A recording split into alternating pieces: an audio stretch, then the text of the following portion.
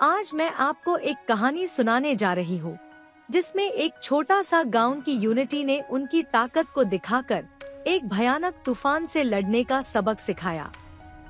एक छोटा सा गांव था जहाँ हर कोई एक दूसरे से अलग था।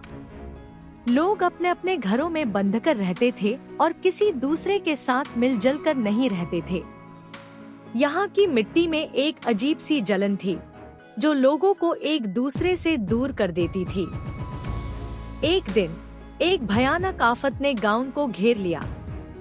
एक बड़ा सा तूफान आया और गांव को तबाह करने की धमकी दी।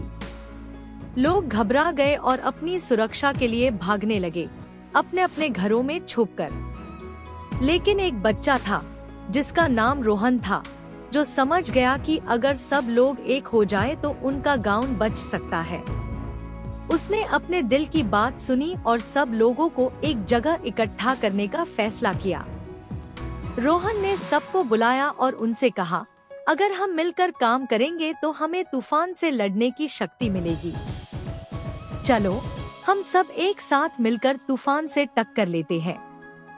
सब लोग शुरुआत में हैरान थे, लेकिन फिर उन्होंने एक दूसरे को देखा और समझा कि यूनिटी में ही उनकी बचाव की ताकत है। सबने मिलकर गांव की सीमा पर दीवार बनाने का काम शुरू किया। दिन गुजर गए और दीवार तैयार हो गई, लेकिन तूफान का साया भी नजदीक आ रहा था।